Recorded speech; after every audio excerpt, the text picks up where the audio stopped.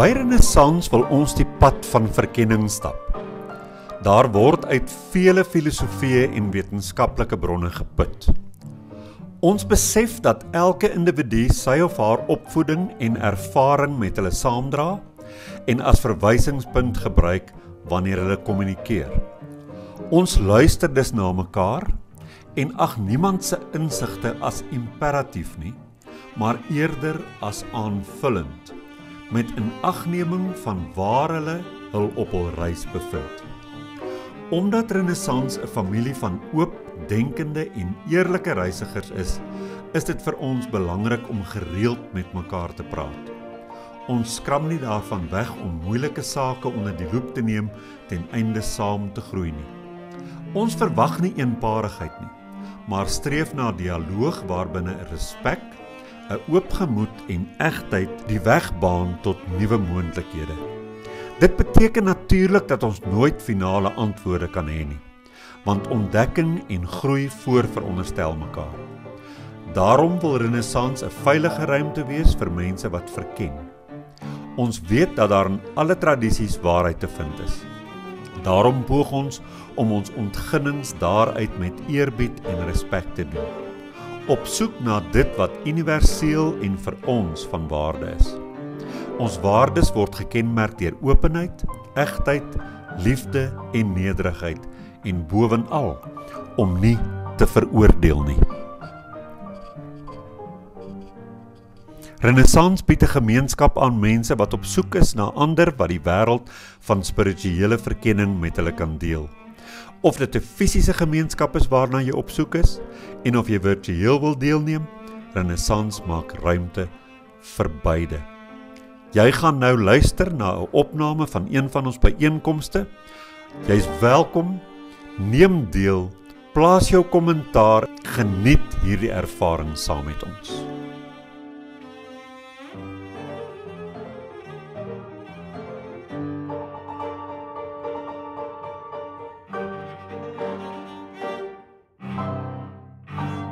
Goeiedag vriende, ons wil julle herinner om Renaissans in gedagte te hou met jou finansiële beplanning. As jy Renaissans 'n vaste item op jou begroting kan maak, kan dit ons help om 'n konstante inkomste te genereer, waarmee ons baie beter kan beplan en vooruitdink. Jou bydrae word opreg gewaardeer.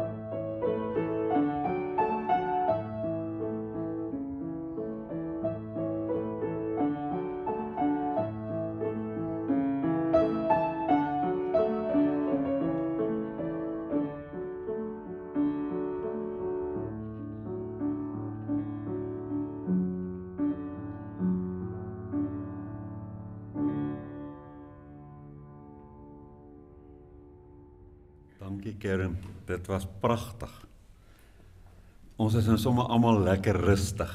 Kan ek vir julle net onmiddellik sê, vandag gaan nie maklike luisterwerk wees nie. Julle weet mos partykeer, dan kom sit julle hier mooi aangetrek en die oogies blink en 12 minute later dan is ek klaar. En dan sê mense, maar jy moes nog gepraat het, want ek besluit, vandag gaan ons rus. En vandag is nie een van daai dae nie. Vandag gaan ek hard werk en julle gaan ook, as jy gaan luister. Die tema is van Messias tot menslike lig. En dis wat ek wil uitpak, die ontwaking van die Christus bewussyn en waar dit vandag sekulêre spiritualiteit ontmoet. Ek wil gou-gou ietsie sê, net om die grondwerk te doen. As jy dink in terme van hoe mense die wêreld verstaan, dan beweeg dit van uiters konkreet tot baie abstrakt en filosofies. En daar's baie plekke waar die twee maniere van dink en verstaan mekaar ontmoet en ineenvleg, sodat iets konkreet ook 'n dieper betekenis het, maar vir ander mense bly dit net vreeslik konkreet en baie eenvoudig, en dan kry jy 'n klomp mense wat totaal abstrakt dink en hulle self losmaak van 'n konkretisering, heeltemal, asof hulle net in abstrakte terme kan dink, en dan alles tussenin, maar die goed vervleg. So dis die een ding wat ek wil sê, want dit gaan vir hierdie praatjie 'n basis wees. Die ander ding is, dat jy verskillende kulture gekry het in die antieke tyd, waar ons kennis vandaan kry, raak in die Christendom. Want dit het beweeg deur verskeie lande en nasies het, kom ons sê nou maar daar in die Levant, het die Jode skouers geskuur met 'n klomp ander en elke keer ietsie anders gaan versamel. So ons sit met 'n ryk, gekompakteerde filosofie en gedagteskool oor die wêreld. Dis nie net een nasie se breinproduk nie. En dan ook kry ons Joods en Grieks, want die Jode het in 'n Hellenistiese tydperk inbeweeg waar die wêreld vir Grieks het, daai tyd se wêreld vir Grieks het. En het hulle veral van baie lineêr tot siklies toe beweeg. Want die Jode het baie lineêr gedink en die Grieke siklies gedink. En dit is 'n groot verskil in terme van hoe hulle na die wêreld kyk en filosofeer oor die wêreld. So dis twee goed, en nou gaan ek probeer om vir julle dinge op 'n baie verstaanbare manier uit te pak. Nie omdat ek dink dat julle dom is nie, die teendeel is waar. Ek kan nou hier staan en verskriklik filosofies wees en baie poëties, en my praatjie is so geskryf. Dit is redelik poëties en gekondenseer, kompak. Maar ek wil vandag probeer om, anders as die afgelope paar maande, nie so erg notagebonde te wees en te bly by dit wat ek daar geskryf het nie, maar so 'n bietjie meer kontak met julle te maak en dinge eenvoudiger uit te pak. Net sommer vir sommer. En ook omdat ons, wanneer ons die goed plaas op die internet, dat daar mense is wat nie deel van ons gemeenskap is hierson nie, en wat dalk na hierdie onderwerp kyk en sê, maar verduidelik dit vir my meer eenvoudig. So hier's my inleiding. Daar's 'n vraag in die mens na innerlike betekenis. Dit beteken, die mens vra, wat is ek werd? Waaroor gaan my lewe? En waarom is al hierdie goeters hierso? Hoekom is daar 'n wêreld? Dis die vraag wat ons vra. Wanneer mense vandag die woord Christus hoor, dan sien hulle tereg 'n man met 'n baard. Dis 'n figuur, konkreet. 'n Man met 'n baard, jy sien 'n kruis, en jy sien 'n geskiedenis wat gelaai is met geloofsbetekenisse. Maar agter hierdie beeld, al sou mense dit baie konkretiseer, Jesus van Nasaret, baie konkretiseer en vereenvoudig, agter dit skuil 'n ontwikkeling, en is 'n diep filosofiese ontwikkeling, sowel as 'n ideologiese ontwikkeling van konsepte in die Joodse en die Griekse kulture. En dit is verskraal, as ek dit so sê, Want dit is nie net Joods nie, en is ook nie net Grieks nie.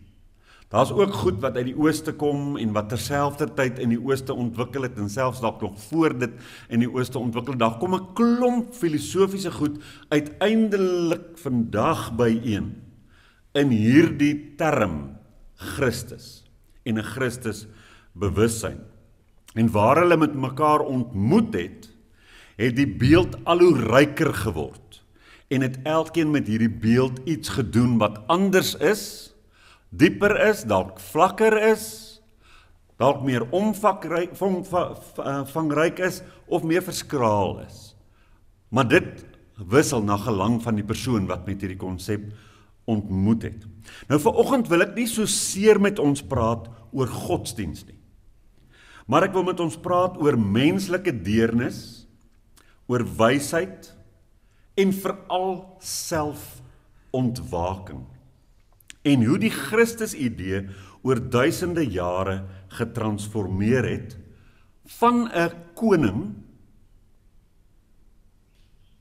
tot by 'n bewussyn wat ontwaak.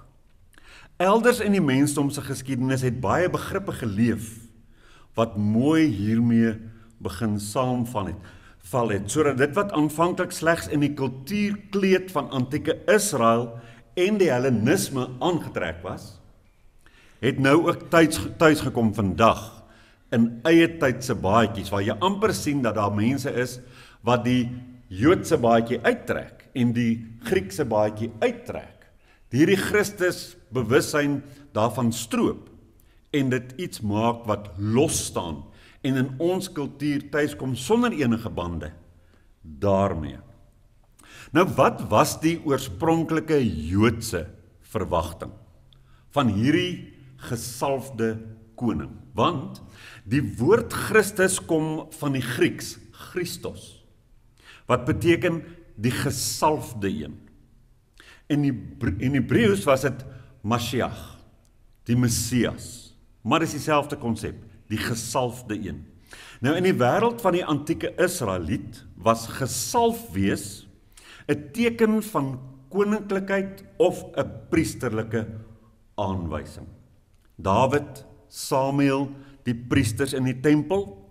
Die Messias was aanvanklik dus iemand wat gesalf was hiervoor, vir iets wat hoop gaan gee vir die Israelitiese volk, naamlik 'n persoon wat hulle gaan bevry van Romeinse onderdrukking, hulle gaan bereg, sodat daar uiteindelik weer geregtigheid is, en vrede, maar dan gaan hy dieper na hulle verhouding met hulle God toe, en hy sou die wêreld in harmonie bring met God, want alle nasies sou uiteindelik, wanneer hierdie Messias kom, en hierdie Messias word die regeerder, sou alle nasies ook na Jerusalem toe aanbid, sou alle nasies die God van die Jode aanbid en aan hom gehoorsaam wees, en hy sou die hele wêreld regeer, en jy kan maar sê, alle ander gode verslaan. Maar soos altyd, wanneer 'n mens iets so letterlik maak, so fisies maak, so aards maak, soos hier kom 'n koning, God stel hom aan, hy bevry ons nasie van hierdie onderdrukkers, en nou is daar weer vrede, en nou is daar regverdigheid in ons lewe, en ja, daar is hierdie diepte element van nou is hulle ook deel van ons godsdiens. Die konkrete behoefte by die Israeliet was baie sterk, want hulle was onderdruk. Nou dit maak nie saak hoe jy voel oor jou God en oor jou godsdiens en oor die dieper dinge nie, as jy swaar kry en jy het nie vryheid nie en dan word onregverdig met jou gehandel, dan word jy al hoe meer lyflik en al hoe meer emosioneel. Jou fokus is nie nou so geestelik en so daar hoog en daar bo en daar diep nie. Dit gaan oor hoe swaar dit elke dag gaan. So, daar het 'n geweldige konkrete behoefte ontstaan aan daai koning, daai sterk koning. En ons weet, dis een van die redes waarom Jesus nie so goed afgegaan het by die mense met wie hy gepraat het nie. Daar's bespiegelinge, en ek kan nie sê of dit waar is nie, maar daar's bespiegelinge, dat dit is waarom Judas vir hom woedend was. En hy geïrriteerd met hom was. Want Hy kom nie na die plek toe waar hy nou hierdie kragtige vors word wat hulle vrymaak nie. Hy het al hierdie ou sagte boodskapies. Dit was vir hulle verskriklik irriterend. So met hulle konkrete behoefte het hierdie vergeesteliking nie vir hulle gewerk nie. Dit sou oukei vir hulle gewees het as die vergeesteliking daar is nadat hulle behoefte uitgesorteer is. Dit is maar soos in die kerk, dan baie mense so gesê het, ja, ek gaan nie die Here dien nie, want hy's nie goed vir my nie, en dit het gebeur en dat het gebeur, en hy moet bietjie verduidelik. Ek wil eendag daar, het iemand vir my gesê, in die hemel oor 'n glas rooiwyn, wil ek vir die groot ou baas 'n klomp vrae gaan vra, want ek's kwaad vir die Here. En dan is daar mense wat, as dit met hulle sleg gaan, dan druk dit hulle na God toe. Okay, nou wil ons geestelik raak. Maar dit is oor 'n konkrete behoefte. Dit gaan swaar. Ek wil 'n oplossing hê vir my probleem. Nou raak ek geestelik. So dis ook nie werklik geestelik terwille van geestelik nie. Dit bly 'n konkrete hier en nou fokus. En dis maar 'n dilemma van ons as mense, en as ons dit nie aan onsself erken nie, is ons nie altyd so eerlik met onsself nie. So, nou kan 'n mens dit baie meer geestelik maak, en hoe gemakliker die wêreld vir jou is, en hoe minder jy deel is van daai wêreld, waar dit swaar gaan en onderdrukking plaasvind, en in daai tyd gleef, hoe makliker is dit vandag vir my en jou om in gemaklike omstandighede, en in diep stoele, om anders te dink, om dieper te gaan, om minder konkreet te dink, om ons behoeftes so bietjie hoër te lig en wyer te maak as hierdie goed. So, wat hierdie mense gedoen het, is hulle konkrete behoeftes so sterk ervaar, dat die poëtiese en die geestelike element verlore geraak het. Daai dimensie het vir 'n oomblik ondertoon gespeel. En 'n mens sou dan vir hulle vra, wat beteken dit om gesalf te wees? En hulle sou sê, jy's daai man wat vir ons die ding gaan doen, dat ons lewens beter kan word. En as jy wegbeweeg daarvan en jy maak dit so 'n bietjie dieper, dan word dit baie meer as 'n ritueel wat iemand kroon tot koning van die wêreld. 'n Ritueel wat vir ons is 'n klomp olie wat loop, maar hierdie olie sê vir ons eintlik net een ding: jy gaan jou ding doen en ons gaan beter afwees. Dit word vir jou, hoe verder jy daarvan beweeg, word dit vir jou 'n heilige ritueel. Hoekom sê ek heilig? Dis 'n heilige ding in die sin van wat Einstein gesê het, alles is heilig of alles is nie heilig nie. Hierdie ding beweeg na iets dieps toe waar jy soveel ontsag ontwikkel, dat jy nou sê, vir my is hierdie nou 'n moment waarin ontdek word, dat daar 'n persoonlike handtekening is. 'n Persoonlike stempel, wat jy afdruk, en dis nie iemand nie, dis almal. Dis 'n belangrike skuif, wat plaasvind in die mens wat van die oorspronklik konkrete behoefte wat baie polities was, dieper beweeg na 'n plek van geestelikheid, na 'n ander dimensie, waar hy mens sê, dit moet in almal gebeur. Almal van ons moet ontdek dat ons gesalf is. En dit sou baie jare neem. Dit het in die Christelike godsdienst gebeur, dit het in baie ander godsdienste gebeur, maar dit sou baie jare neem, voordat die mens en sommige mense by die plek kom, waar hulle hierdie selfontwaking, hierdie gesalfdheid, hierdie heilige innerlike, hierdie ontmoeting met die goddelike, waar hulle dit heeltemal sou kon losmaak van die konkrete, van iets wat enigstens polities of met 'n mens of 'n spesifieke persoon te doen gehad het, of 'n nasie, etnies, want ons weet die godsdienste het etnies ontstaan en was etnies gerig. Dit sou baie lank wees voor die mensdom daai helderheid kry. En is die helderheid vandag daar vir almal? Beslis nie. My vraag is, as ek oor hierdie goed dink, is dit 'n probleem? Dat die hele mensdom nie wegbeweeg het van 'n konkrete etniese, baie verskraalde konsep, na iets diep en iets omvangryk en iets wat op almal van toepassing gemaak word en na die innerlike toe beweeg nie. Is dit sleg? Is dit belangrik?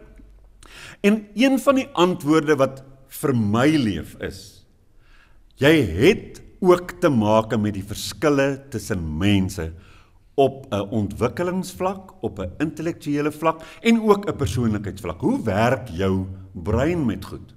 Want daar is hoogs ontwikkelde, intellektuele, ek wil sê geniale mense, wat baie konkreet dink, wat nie filosofies is nie, wat 'n vuurpyl kan maan toe stuur, berekeninge maak wat jou verstom.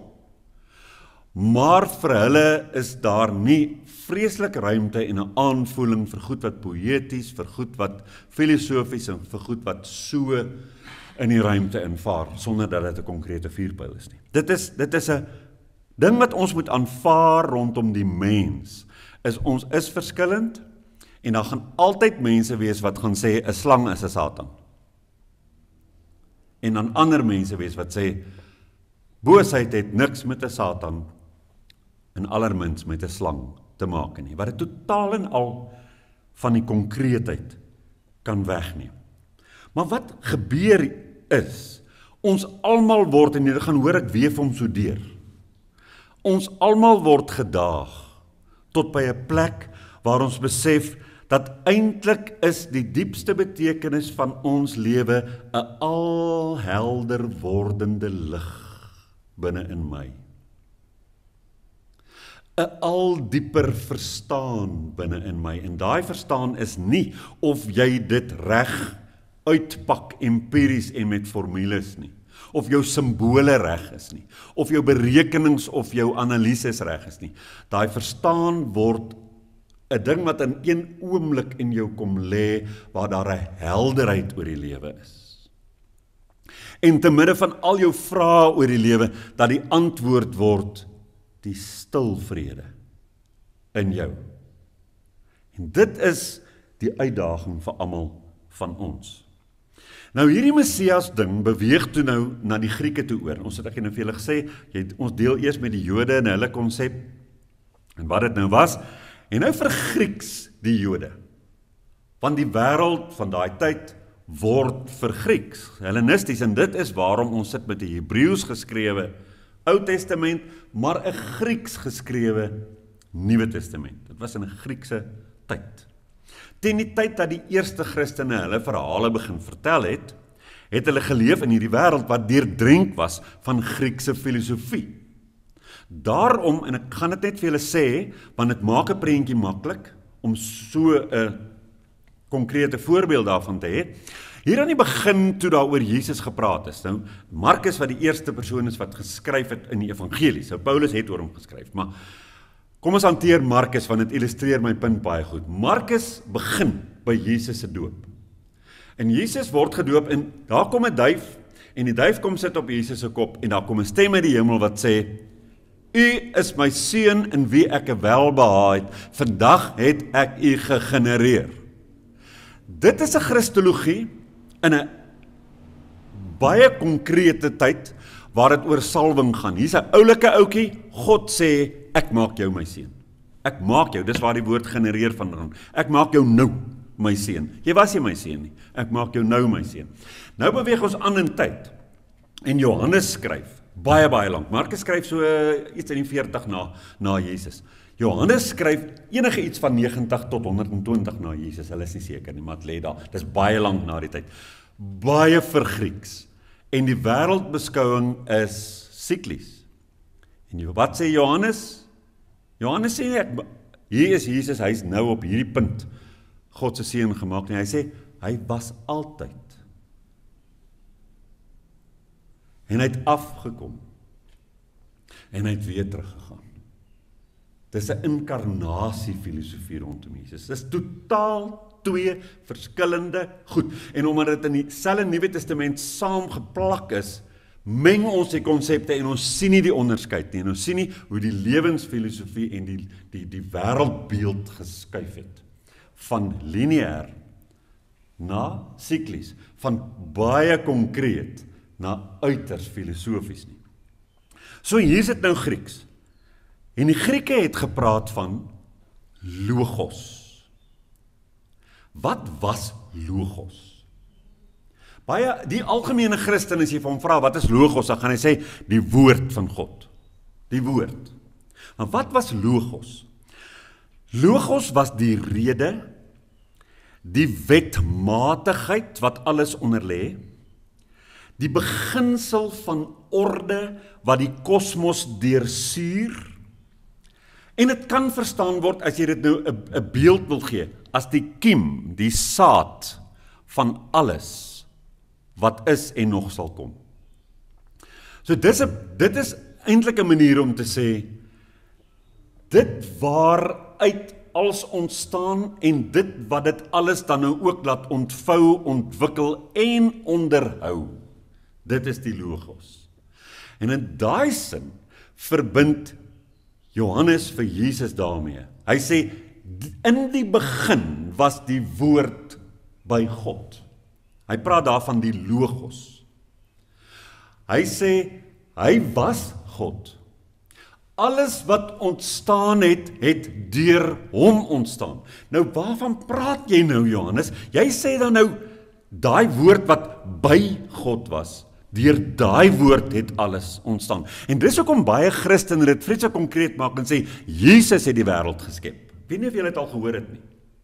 Hulle sê, Jesus het die wêreld geskep, nie God nie. Maar hy sê, hy was by God, en alles het deur hom ontstaan, want hy praat van die logos, hy praat van die kiem van alles, wat bestaan. Vir Herakleitos, ook 'n Griek, was die logos die ritme van verandering. Hy het gesê, alles vloei, maar daar is heeltyd 'n onderliggende harmonie, wat dit onderhou. Vir die Stoïsyne was dit die goddelike vuur van rasionaliteit, wat alles deurdrink. God se gedagtes, God se manier van dink, God se denke, daai was vir hulle die krag. En vir Philo van Alexandrië, 'n Joodse filosoof, was die logos die brug tussen die onsigbare God en die sigbare wêreld. Julle kan klaar sien hoe dat hulle binne een filosofie elke keer so 'n bietjie van 'n ander klem het. Vir party gaan dit, hier moet 'n brug wees tussen ons en God. En die logos is daai brug. En dan hoor jy 'n kruis en 'n kruisdood en iemand wat sterf in versoening tussen hemel en aarde, vrede wat gesluit word tussen 'n sondige aarde en 'n perfekte God. Jy hoor hoe kruip daai ding in Philo van Alexandrië se konsep. En die Stoïsyne, die rasionaliteit, hoe dink God? Wat dink God? Wat dink die Here hiervan? Hoe voel die Here hieroor? Dis daai soort van klem. En vir Herakleitos baie meer ondervangend, filosofies. Daar's 'n ritme in die lewe, daar's veranderings in die lewe, maar daar's iewers iets wat dit alles onderhou. En dit is die logos. Wanneer Johannes sê, in die begin was die logos, en die logos was by God, en die logos was God, dan maak hy eintlik 'n briljante sintesis. Hy bring Joodse konsep en Griekse konsep by mekaar. Hy voeg Griekse filosofie en Joodse teologie by een. So, vir hom is Christus 'n man, maar nie slegs 'n man nie. Hy word 'n metafoor vir die bewuste eenwording tussen hemel en aarde, tussen idee, die plan vir die wêreld, die kiem van alles, die idee en die uitvoering daarvan. So hy sê, in Jesus kry ons God se plan uitgevoer in 'n mens. En dit gebeur in 'n versoening, 'n ontmoeting tussen God en mens, wat van mekaar vervreem was. So hy word die mens en wie die kiem van alles tot volle wasdom kom. Kyk na hom en jy sien God se plan. Kyk na hom, jy sien God se kop. Kyk na hom en jy sien die wetmatigheid. Kyk na hom en jy sien die basis van alles. Kyk na hom en jy sien alles voor jou oë ontplooi. En ironies genoeg is dit die einste rede waarom die Jode hom nie aanvaar het as God se seun nie. Waarom die hele Christelike boodskap op die meeste Jode nie vat gekry het nie.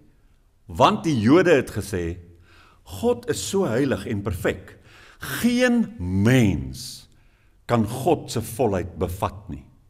En daar het hulle verskil van die Grieke, want die Grieke het gesê, hierdie logos, hierdie kiem, kan tot wasdom kom in 'n mens. En dis 'n baie groot verskil tussen die twee. Want vir hulle was die kloof tussen God en mens net te groot. Dis nou die Jode. Maar nou gaan ek so 'n trappie terugneem. Ek het julle gewaarsku, dit gaan nie maklike werk wees vandag om te luister nie. Nog voor die logos. Nou praat ek van die Grieke se logos, daai kiem van alles. Voor dit was daar 'n Joodse tradisie. Die wysheid of Chokma in Hebreëus, Sophia in Grieks. Dis die vroulike dimensie wat God se metgesel was. God se wysheid is sy vroulike dimensie wat sy metgesel is. In die boek van Spreuke praat wysheid amper as 'n persoon self en sê, die Here het my as die eerste van sy werke gevorm. Met ander woorde, die Here het eerste die wysheid gemaak. Ek was daar toe hy die fondamente van die aarde gelê het. Dis wysheid wat praat. Hierdie wysheid was nie slegs 'n abstrakte konsep nie. Onthou, die Jode het baie konkreet gedink. Hierdie wysheid was 'n vroulike gestalte van die goddelike teenwoordigheid, die moederlike aspek van God se skepingskrag. Later kom Paulus en hy bring die twee bymekaar. Hy skryf, Christus is die krag en die wysheid van God. Hy bring twee drade van dink bymekaar. Die manlike logos en die vroulike Sophia. Die denkkant van God en die intuïtiewe kant van die goddelike teenwoordigheid. Die manlike en die vroulike aspekte van God of van goddelikheid. Ons kan dan sê wat Paulus vir ons gesê het is, in Christus ontmoet die wêreld sy balans. Tussen verstand en hart, tussen daad en deernis, tussen vuur en sagtheid, tussen idee en vorm gee aan die idee. Die mystici het 'n enorme verskywing gebring. Hulle het dit baie ontkonkretiseer. Baie filosofies gemaak. Nou wil ek ietsie vir julle sê oor mistisisme. Daarmee sê ek nie alle mense wat die mistisisme aanhang of daaruit put of dit as 'n denkskool geniet en beleef, dat hulle dit as basis het nie, maar ek wil vir julle sê, waar kom mistisisme vandaan? Die mystici het gesê, ons verstaan nie, ek praat nou as ek uit hulle mond praat, ons die res van die wêreld verstaan nie die geskrifte nie. En hulle het alles dieper, meer poëties en ver van die aarde af opgelig gemaak. En daarbey gevoeg, wat tipies van die mens is. Ons is die enigste mense wat die skrif reg verstaan. Ons het 'n besondere openbaring van die waarheid gekry van die skrif en ander mense het dit nie. En dit is iets wat sleg was aan die begin van die mistisisme se ontwikkeling, dat hulle regtig geglo het hulle het 'n monopolie, hulle het 'n alleenreg op 'n verstaan van die geskrifte en dit was 'n baie diep, baie abstrakte verstaan van die geskrifte. En ek en julle ken vandag baie mistiese konsepte, so ons weet hoe abstrakt kan dit raak. En ek het 'n paar Sondae gelede gepraat oor die oneerlikheid vir my daarvan, om so met die geskrifte te werk, om te ontken dat die geskrifte se oorsprong en die oorspronklike verstaan baie konkreet was. En dat dit nou weggeneem word daarvan en gesê word, nee, die eintlike konsep was altyd so diep en altyd so abstrakt en die eintlike waarheid was altyd dit. Dit kan dit word, maar dan moet jy erkenning gee aan hoe dit oorspronklik was vir die eerste mense wat met die konsepte gewerk het. So toe in die 2de eeu het die eerste mystici het hulle begin nadink oor al hierdie goed. En hulle vra toe die vraag, wat beteken dit, dat die Logos, wat nou mos by God was, dat die Logos in ons is?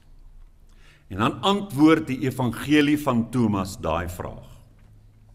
Die koninkryk is binne in julle en rondom julle. Wanneer julle julleself leer ken, sal julle geken word. Hier sien ons 'n draai. Maar ons sien 'n verabsolutering van die draai na die innerlike toe. Weg van die konkrete af. Heeltemal weg van die konkrete af. Christus is nie daar buite nie. Christus is nie 'n figuur wat jy moet aanbid nie. Christus is nie in daai sin God nie. Christus is 'n teenwoordigheid wat jy moet ontdek. Die Gnostici het Christus beskou as die innerlike lig wat deur die laag van onkunde in ons sal deurbreek. Hulle het gesê daar is 'n vonk van die goddelike in elke mens, maar dit word bedek deur vrees, deur skuld, deur oorlewering. Maar wanneer jy jouself ken, wanneer jy jou eie lig ontdek, word jy gered.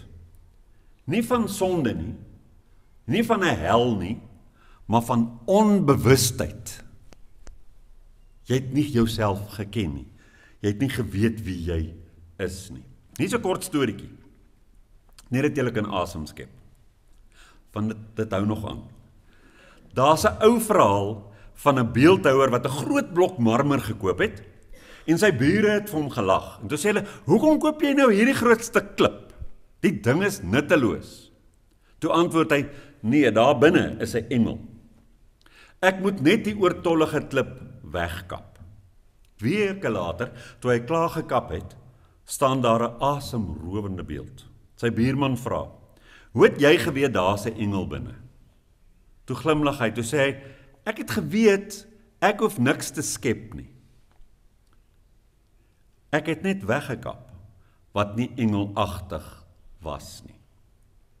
Dit, sê die mystici, is die werk van die Christusbewussyn in ons. Dis om in jouself weg te kap wat nie liefde, wysheid of waarheid is nie, totdat die innerlike lig tevoorskyn kom. Nou die middeleeue, nou dis mos daarom nou baie lank na die 2de eeu. Hier gaan die mystici voort met hulle denke. En hier kom hulle met 'n nuwe konsep, die geboorte van God in die siel. God word gebore in die siel. Teen die 13de eeu begin figure soos Meister Eckhart, julle weet van hom, en Hildegard van Bingen, die taal van hierdie innerlike Christus gebruik. Hulle begin heeltemal 'n ander taal praat oor Christus. Eckhart sê, ons moenie dink dat God eenmaal 'n seun gehad het nie. Hy het nog altyd sy seun in elke siel gebore laat word. Hy sê, in elke mens is daar 'n stil vonk waar God en siel een is. Wanneer jy stil genoeg word, wanneer jy jou eie stem van oordeel laat bedaar, dan word daardie vonk sigbaar. So hy praat van 'n versoening tussen die goddelike en ek en jy, ons siel, wie ons is. Hy praat van 'n versoening wat binne plaasvind omdat dit altyd een was en jy dit nou ontdek. Hy praat nie van 'n man wat aan 'n kruis hang, daar's 'n kwaai God daarbo. Hy is nou moeg vir al hierdie sonde. Hy kan nie met die mens vriende wees nie. En dan is daar 'n offer wat gebring word, bloed wat vloei en dit word 'n altaar waar God uiteindelik sê, goed, ek aanvaar hierdie offer en nou is daar weer vriendskap want jy het betaal. Dis heeltemal wegbeweeg van daai konsep, maar dit praat ook van versoening tussen God en mens, maar dis iets wat eintlik nog altyd moes wees. Dit was net versluierd. Jy kon daai eenheid nie sien nie en daarom nie die eenheid ervaar nie. Hildegard van Bingen in haar visioene beskryf Christus nie as 'n man aan 'n kruis nie, maar as 'n ligstroom wat deur alles vloei in 'n kosmiese ritme van liefde. En daar hoor jy mense wat sê, God is liefde. Mense hoor baie maal mense wat alles reduseer tot daar. God is liefde. En dit kom van daai idee af. Maar toe vir daar 'n verdere sprong plaas van hierdie mistiek na moderne spiritualiteit. In die 20ste eeu het hierdie Christus idee alweer verander. Teilhard de Chardin, die Jesuïet paleontoloog, nou dis belangrik, hierdie ou, Marius Herald het my baie van hom vertel en baie oor hom gepraat, en Marius het redelik saamgegaan met sy idee. Hy het Christus gesien as die punt waarheen die evolusie self aan die beweeg is. Die omega punt. Dis mos die alfa en die omega. Die eindpunt. Die kosmos, sê hy, ontwikkel na 'n groter en groter bewussyn totdat alles saamvloei in 'n eenheid van liefde. 'n Mens hoor, as jy dit nou ken, dan hoor jy Paulus wat praat, dan sê hy, die hele skepping wag met 'n reikhalsende verlange op die openbaarmaking van die kinders van God. Toe ek kleintjie was, het ek gedink, daar gaan 'n dag kom wat die Here gaan wys, jy's my kind, jy's my kind, jy's my kind, jy's my kind, jy's nie my kind nie, jy's nie my kind nie. So ons gaan sien wie's God se kinders. Baie konkreet. Wat dit eintlik probeer sê is, die hele skepping sit hierso. En die skepping is onderhewig aan soveel van die versluiering en die verdonkering en die duistere onwyshede. Die skepping wil beweeg en uitbreek, soos 'n klein kykentjie waarop gebroei word, wil die skepping uitbreek en tot volle wasdom kom, sodat almal kan sien, hoe lyk die skepping? Hoe lyk die kind van God? Hoe lyk 'n mens wat in hierdie lig wandel? Dis wat dit probeer sê. Wat interessant is, as jy boeke lees waarin hierdie ouens met hierdie tipe kosmologie, waar hulle glo dat die kosmos 'n organisme is met 'n gedagte en dat die kosmos na perfektheid toe aanbeweeg is, en jy lees dan weer 'n wetenskaplike, en ek het nou met dit gedoen in een spesifieke boek, War of the Worldviews, en julle weet, ek al tot vervelings toe vir julle vertel, Leonard Mlodinow, 'n klassiek wetenskaplike, en Deepak Chopra, van wie ons almal weet, hulle het oor hierdie konsep met mekaar gestry, en Deepak het vir hom gesê, okay, as die kosmos dan nou 'n lewende organisme is wat na perfektheid toe beweeg, waarom beweeg die planete en die sterre al hoe verder uit mekaar uit, en weet ons, stuur hierdie heelal van ons af op 'n koud word en 'n doodgaan? Hoe perfek is dit? So jy kry hierdie vrae, as jy so konkreet oor hierdie goed begin dink. Ek dink nie mens kan dit enigsins so konkreet maak nie. Carl Jung het Christus verstaan. Onthou, ek praat nou van die moderne spiritualiteit, die 20ste eeu. Carl Jung het Christus verstaan as 'n archetype van die self. Die simbool van heelheid in die menslike siege. Hy sê, die kruisdood simboliseer die pynlike versoening van die teenpole in die menslike bewussyn.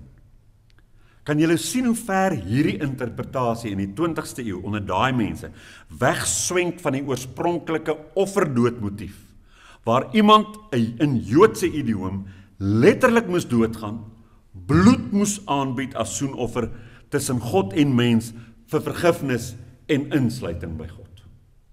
Die sprong, hierdie sprong, gooi die hele basis van die tempel van die Jode en die offers weg.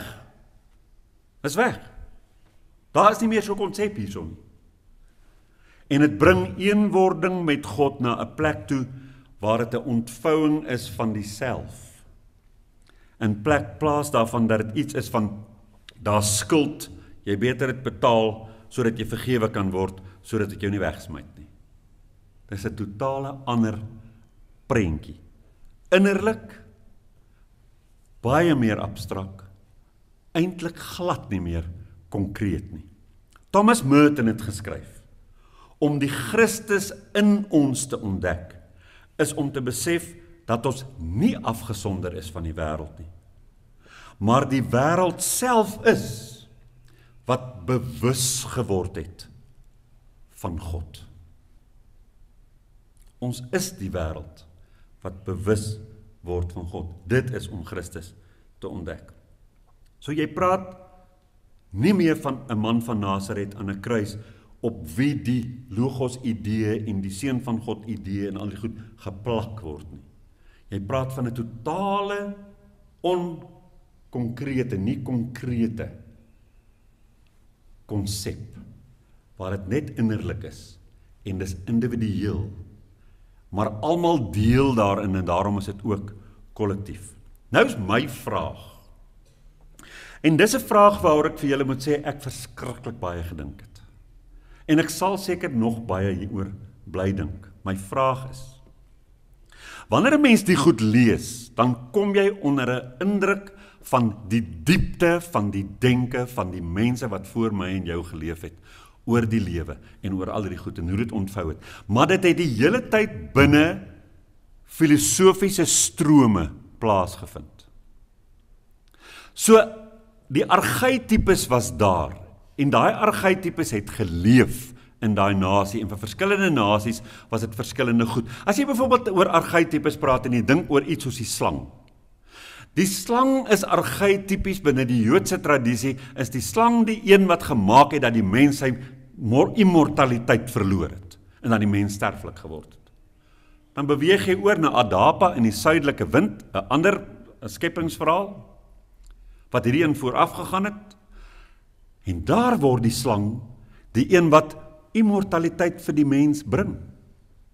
'n totale ander simboliek, met dieselfde beeld, dieselfde konkrete dier, die slang. So, vra ek nou vir myself, terwyl ek en julle talle mense ken, wat niks te doen wil hê meer met boeke van antieke tye, met godsdienste, met enige taal wat te maak het met iets wat met Christus te doen het, met Jesus te doen het, met niks. Maar is diep mense. Dis mense wat die vrae oor die lewe vra en wat toelaat dat die liefde, die wysheid en die lig en die eenheid en die vrede in hulle deurbreek. En my vraag is, kan die wysheid, die plan vir die lewe, die kiem vir alles wat moet wees, die orde wat alles onderhou, die bloudruk vir die lewe, kan dit in mense tot gestalte kom in 'n ander baadjie as die Joodse, die Griekse, die mistiese of selfs die spirituele baadjies? Kan dit? En dit bring vir my 'n belangrike punt te lande in ons midde vanoggend. Baie mense vandag glo glad nie meer in enige bonatuurlike wese of in 'n hemel vol engele nie. En tog ervaar hulle dieselfde bewussyn van eenheid, liefde en vrede. 'n Sekulêre mens kan nou vanoggend op 'n Sondagoggend in 'n tuin gaan sit, kyk hoe die son deur die mis breek en sonder enige teologie voel, ek is deel van iets groter. Ek is nie afgesonder nie. Ek is een met alles. Hierdie persoon kan by 'n verdwaalde diertjie of 'n verhongerde mens gaan stilhou en voel hoe die liefde hom of haar dring tot 'n daad van sorg en omgee, want jou pyn is myne. Ons ry gister in Meyerton van my skool af, ons het reunie gehad en ons ry na die plek toe waar ons nou gaan eet. En ons is eintlik haastig, want ons moet nou daar kom. En daar stap 'n ou tannie, gebukkend, met 'n sak aardappels van die winkel af. En Johan kan nie anders as om vir my af te laai by die sentrum en sê, koop ons water, koop ons tomatiesap, ek kry jou nou weer. Daai tannie kan nie daai aardappels dra nie. En hy het haar gaan haal en sy het gepleit, jy moet my nie skade aandoen nie, meneer. Bang vir die man wat haar wil optel. En hy het haar huis toe gevat. En wat ek by hom hoor toe hy vertel, is dit. As ek nou wil, kan ek dit die goddelike lig, liefde, deernis in 'n mens noem, wat nie kan sien hoe 'n tannie 'n sak aardappels dra met 'n gebore rug nie. Dit word my probleem. Dit word my kwessie. Daai empatie maak my een met haar. Ek is deel van iets groters. Hierdie gevoel van verwondering, van eenheid, van liefde en ook 'n liefde vir die lewe is dieselfde ervaring waarvan die mystici praat. Hierdie ou wat Sondag sonder godsdienst dit ervaar, praat dieselfde taal as daai mystikus. Die een noem dit, in ons omgang, what would Jesus do? En dan gaan lees hy die bergpredikasie, en dan gaan doen hy dit. Die ander noem dit Christus, en hoor die stem innerlik praat. Die ander noem dit die self, en volg die diepste stil innerlike, en ander noem dit bewussyn of liefde, en leef in volle eenwording en tuiskoms in die huis wat ons die aarde noem. Die naam verander, maar die ervaring bly. Die besef dat jou diepste identiteit nie beperk is tot jou ego nie, maar dat jy behoort aan 'n groter geheel vanuit jou diepste wese. Nog 'n blaaskans, want ek is nog nie klaar nie. Ek sal volgende Sondag 10 minute praat om op te maak vir vandag. 'n Tikkie humor net gou. Ons as mense hou soms so vas aan die etikette, dat ons vergeet wat hulle nou eintlik beteken en waaroor dit gaan. Dis soos hierdie man in 'n restaurant wat sê, ek wil asseblief nie room in my koffie hê nie. Toe bring die kelner die koffie sonder melk. Toe proe die man en hy sê, ek het gesê sonder room, nie sonder melk nie. Daar's 'n ander storie van 'n man wat sê, kan ek asseblief 'n hotdog kry sonder mosterd? Toe kom die kelner terug, toe sê meneer, ons het ongelukkig nie mosterd nie, kan ek hom maar vir jou sonder tomatiesous bring. Ons stry oor die forme, oor watter vorm van die koei se gawe daar nie moet wees nie. Melk en room. En vergeet dat die koffie presies dieselfde is sonder al daai gepraat. Die koffie sonder melk en sonder room is steeds net koffie. Net so stry mense oor watter naam ons moet gebruik vir die goddelike belewenis. Terwyl die essensie eenvoudig is, liefde, teenwoordigheid en deernis. Dan wil ek sê, as ek terugdraai na daai konkrete simbool van die kruis. Die kruis was 'n martelpaal. Dit was 'n vroeëre ontwikkeling. Dit was vir die eerste Christene die plek waar die menslike en die goddelike ontmoet. Dit was noodsaaklik daai gruisaamheid van offers. Inderwaarheid 'n altaar. Dis 'n ontmoeting wat moontlik is vandag vir my en jou, sonder daai martelpaal. Want daai martelpaal idee kom uit 'n baie gegewe oer-antieke idee van vrees vir al wat 'n God is hierbo. Mens kan breek daarmee. Daar is 'n ontmoeting binne in elkeen van ons. Dis nie 'n ontmoeting tussen mens en God daarbo nie. Dis 'n ontmoeting wat plaasvind tussen my eie horisontale balk en my eie vertikale balk. My horisontale balk kan staan vir my tyd en my geskiedenis, my storie. En my vertikale balk is daai innerlike. En dit maak my vanoggend week om daaraan te dink. Daai innerlike, stille teenwoordigheid in elke oomblik terwyl die storie aangaan. Maar waar daai twee kruis, daar is die plek van volheid. Volheid.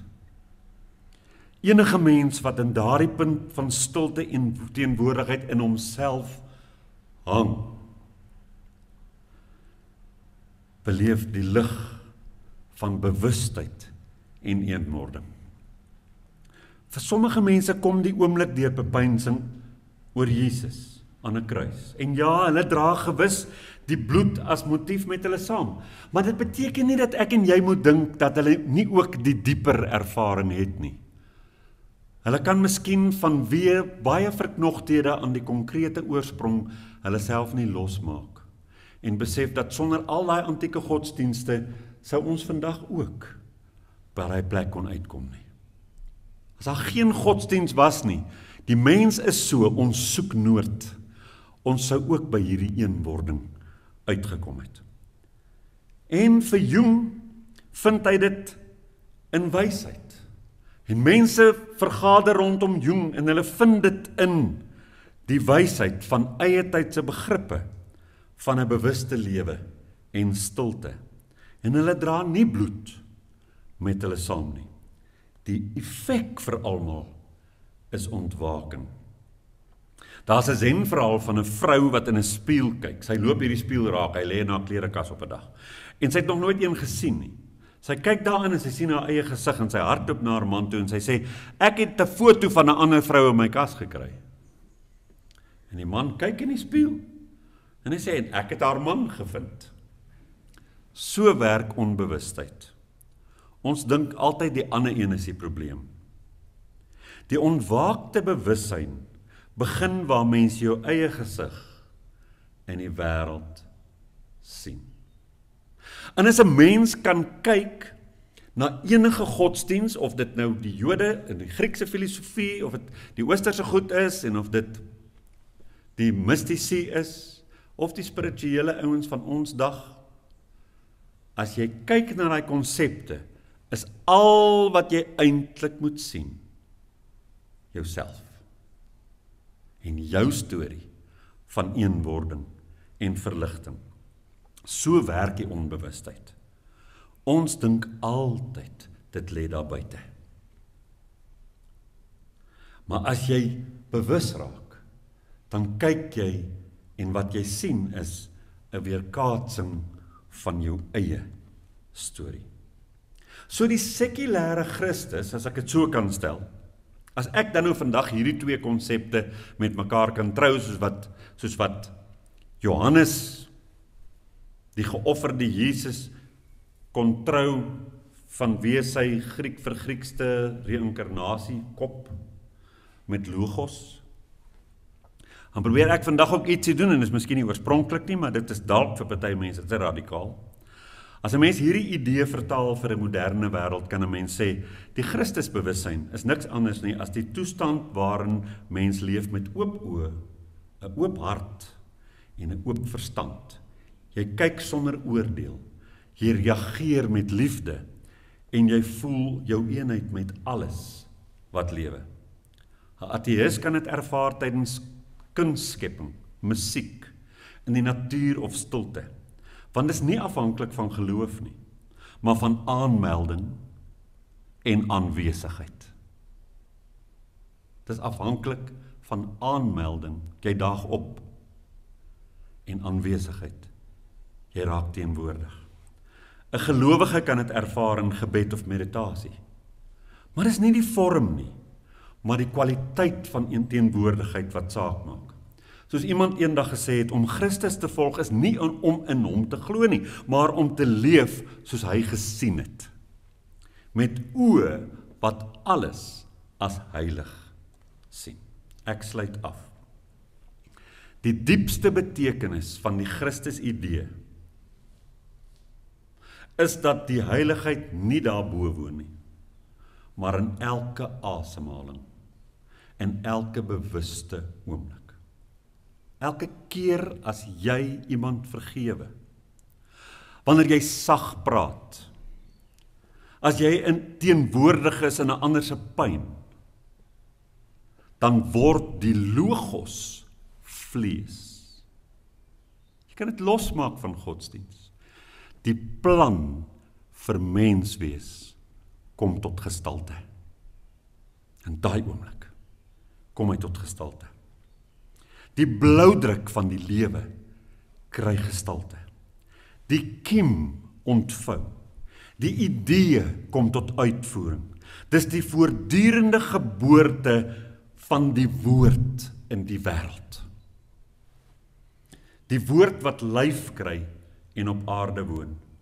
Alhoewel die oorspronklike toepassing van hierdie begrippe in Jesus van Nasaret gehul is, beteken dit nie dat mense in ander wêrelde los van hom nie ook hierdie na hulle toe kan voel aankom nie, want liefde is liefde. That which you call a rose by any other name would smell just as sweet. Meister Eckhart bind dit so mooi saam. As Christus 100 keer in Bethlehem gebore is en nie in jou nie, wat help dit jou? Miskien is die grootste transformasie nie dat mense in Christus Jesus begin glo het of voortgaan om in hom te glo nie, maar dat die idee, die kiem, die wysheid van innerlike eenheid in mense begin leef het. Want uiteindelik is die essensie van die verhaal nie oor 'n mens wat uit die hemel neergedaal het nie, maar oor die hemel wat in die mens, ja in Jesus, maar ook in talle ander en hopelik in my en jou wakker geword het. Mag die hemel, as ek nou daai woord mag gebruik, in my en jou wakker word, elke liewe dag. Dit was vandag my storie. Julle sal 2 koppies koffie kan drink hierna vir krag. Dankie Karen.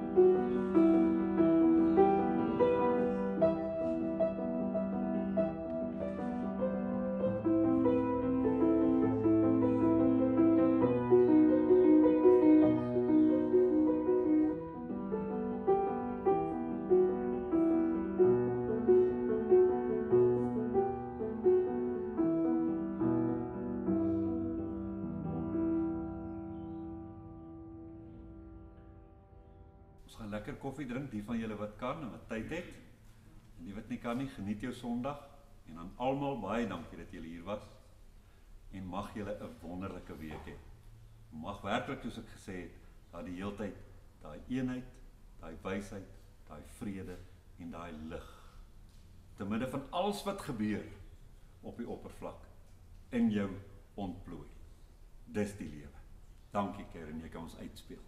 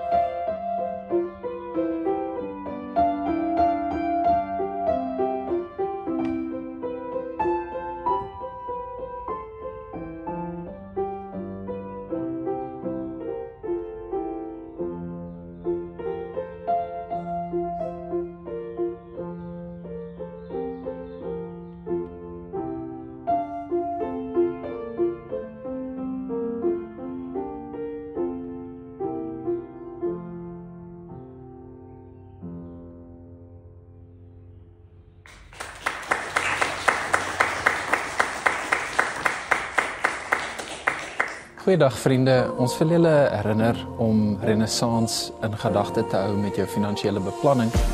As jy Renaissance 'n vaste item op jou begroting kan maak, kan dit ons help om 'n konstante inkomste te genereer, waarmee ons baie beter kan beplan en vooruitdink. Jou bydrae word opreg waardeer.